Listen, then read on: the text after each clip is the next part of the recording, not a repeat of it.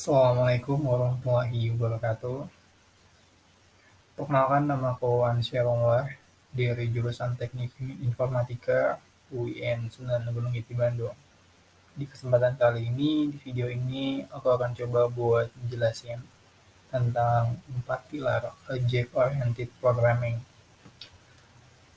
Kita nggak usah lama-lama ya, langsung aja. Nah, 4 pilar Object Oriented Programming diantaranya adalah abstraction, lalu ada inheritance atau pewarisan, lalu ada encapsulation atau pengkapsulan, dan yang terakhir adalah polymorphism. Kita langsung kepada pilar yang pertama, di abstraction. Abstraction, kalau teman-teman mau tahu, abstraction adalah pilar OP yang memungkinkan kita untuk memusatkan perhatian pada informasi yang penting aja, dan kita harus mengabaikan informasi yang nggak ada hubungannya sama kasus itu, yang nggak relevan. Biar gampang, coba kita analogiin sebagai abstraction itu sebagai saat kita bayangkan seseorang anak yang sedang belajar membuat rumah dari kertas gitu.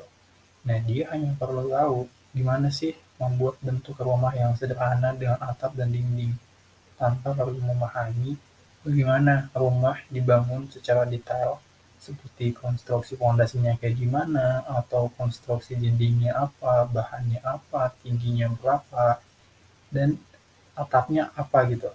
Jadi abstraction itu pokoknya yang penting dia udah ada tadi siapa tuh? Hmm, yang penting rumah itu udah punya atap sama udah punya dinding, udah cukup. Soalnya yang penting hanya itu. Nah, sementara konstruksi detailnya itu nggak terlalu relevan seperti itu. Nah, jadi kita fokus kepada hal yang penting aja. Oke, nggak terlalu mendetail seperti itu. Nah, lalu di pilar yang kedua ada inheritance. Inheritance adalah pilar OP yang memungkinkan kita untuk membuat sebuah objek baru dengan mewarisi sifat-sifat dari objek yang sudah ada. Jadi, kita membuat objek baru yang bisa mewarisi sifat-sifat atau kalau di OP berarti properti atau metodenya ke objek yang baru tadi. Nah, analogi sederhananya, coba deh teman-teman bayangin sebuah keluarga di mana sifat-sifat tertentu seperti warna rambut, bentuk hidung, ataupun bahkan kemampuan tertentu dapat diturunkan dari orang tua ke anak-anak mereka.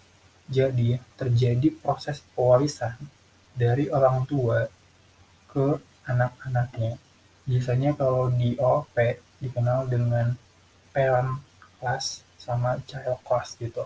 Jadi kelas yang parent, yang induk atau yang kelas utamanya gitu, dia mewariskan properti atau metode-metode ke child class-nya seperti itu. Nah, jadi itulah pilar yang kedua ya. Nah, kita lanjut ke pilar yang ketiga adalah encapsulation. Encapsulation ini berfungsi untuk menyembunyikan detail implementasi sebuah objek dan hanya menampilkan fungsinya saja. Coba teman-teman bayangin seperti sebuah kotak barang yang berfungsi untuk menyimpan barang. Kita sebagai pengguna hanya perlu tahu bagaimana kotak itu berguna untuk menyimpan barang. Tapi kita nggak perlu tahu bagaimana kotak itu dibuat atau bagaimana cara kerjanya secara detail. Jadi hampir mirip seperti abstraction tadi. Cuma kalau di sini kita sembunyikan detail implementasinya itu kayak gimana. Seperti itu. Nah, di pilar yang terakhir dikenal dengan nama polymorphism. Polymorphism memungkinkan sebuah objek memiliki banyak bentuk, seperti mobil mainan yang dapat diubah bentuknya menjadi robot ataupun pesawat terbang.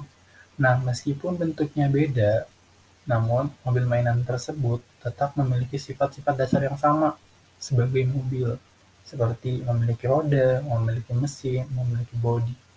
kurang lebih seperti itulah. Nah, cukup sekian tentang 4 pilar Object Oriented Programming. Jadi yang pertama adalah abstraction, yang kedua adalah inheritance, yang ketiga encapsulation, dan yang terakhir adalah polymorphism. Cukup sekian dari saya, lebih dan kurangnya mohon dimanfaatkan. Semoga ini menjadi manfaat untuk aku pribadi, teman-teman yang nonton, juga kepada siapapun. Wassalamualaikum warahmatullahi wabarakatuh. Thank you.